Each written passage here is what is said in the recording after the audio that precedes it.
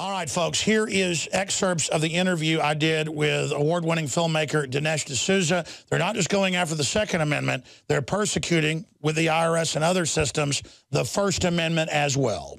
Dinesh D'Souza is here, and in a time of universal deceit, telling the truth's a revolutionary act, to quote another great thinker, Eric Blair, a.k.a. George Orwell. So, Mr. D'Souza, thanks for making time to come on with us today. It was one of the producers of Schindler's List, who I know you're working with. I actually knew you were being indicted a day before through a mutual friend, but couldn't talk about it on air. And they were all really freaked out. And, of course, he said that he's never been afraid to live in this country until now. Matt Drudge has said everyone should have an exit strategy after what happened to you. I mean, I think we need to recognize that you're being persecuted, or it could happen to all of us. What do you say on that front? I know you're in court now. What can you say about the case? And we'll move on to your new film. Sure. I exceeded the campaign finance limit by giving $20,000 to my longtime friend, Wendy Long, who was running really an uphill, even an impossible campaign for the Senate. I should have set up a PAC. There are many different ways to do it, so I made a mistake.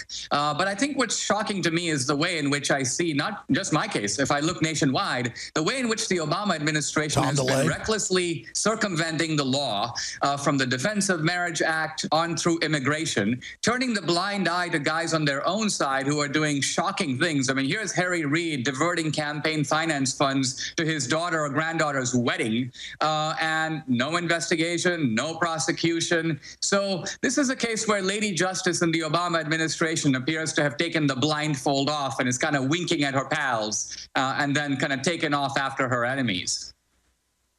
Very well said. What can you say about your case, where it's going, the release date for the film? I mean, I hope that this doesn't derail your film. It absolutely won't do that. I have to appear before a judge in September to decide my fate. But the film comes out July 2nd. We actually open in Houston and Atlanta June 27th. That's kind of an early run. But the week of July 4th, on Wednesday, July 2nd, Lionsgate is releasing this film into over 1,000 theaters nationwide. So it's going to be a great 4th of July rocker. But it's also a 4th of July slap in the face to the progressives, because it's a way of looking at what they've been doing to America. We normally expect anti-Americanism to come from the outside, from the Nazis or the Soviet communists, or maybe from some Iranian mullah. But the most vehement takedown of America is now occurring within this country, and that's what this book and the film is intended to be an expose of. Undoubtedly, they're scared of this film. I mean, you're not tooting your horn to say that. I think we're just saying prima facie facts here. But from your inside perspective, sir, I mean, do you agree with that statement, A? B, why do you think they're so scared of it? They should be scared. And if they're not scared, they're going to be. 2016 scared them a little bit, because in 2016, I went sort of into the world of Obama. I was at his family homestead. I flushed his brother out of a degraded third world slum in Nairobi. And that upset Obama. We know this for a fact because Obama personally came out railing against 2016 on his website, BarackObama.com. Now, if they were scared of 2016, wait till they see America, because America is a much more explosive, more powerful film. It brings the whole argument home. It's not just about Obama. Obama and Hillary are in the film, but it's about this vast progressive movement, which has, in a sense, made the long march through the institutions of elementary and secondary education, academia, Hollywood, the media, National Public Radio, the mainline churches. So sometimes while the conservatives and Republicans are huddling and trying to figure out, gee, how do we take back the Senate? These guys have basically taken over the commanding heights of our culture, and they're conducting a relentless indoctrination campaign against our young people. They're doctoring American history. So the film blows the whistle on this whole menagerie.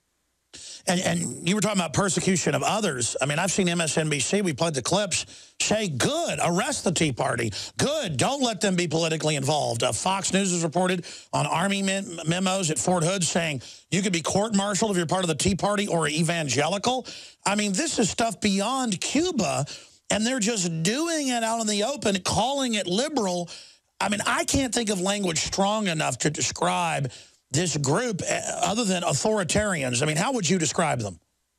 I do think that Obama has an authoritarian streak. I also think from what I now know about him, and I've talked to his relatives, that he's an incredibly mean-spirited and vindictive guy. To give you a small example of how he is, when I was interviewing George Obama, I later talked to Obama's sister, and she goes, well, you know, we're having George followed. This is, the family is having one of its own siblings followed. And there's a paranoid streak going on over there. They look at critics not as well-meaning people who disagree with them, but as enemies who have to be, in some senses, put out of business. And so I think this is a very dangerous mentality.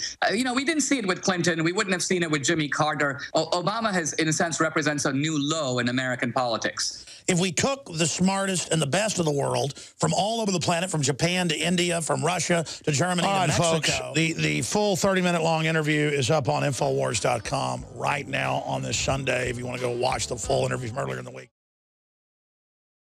You are watching the best of the Alex Jones Show, weekdays from 11 a.m. to 2 p.m. Central. Watch live at Infowars.com/show or become a member of InfoWarsNews.com and help us take resistance to the next level.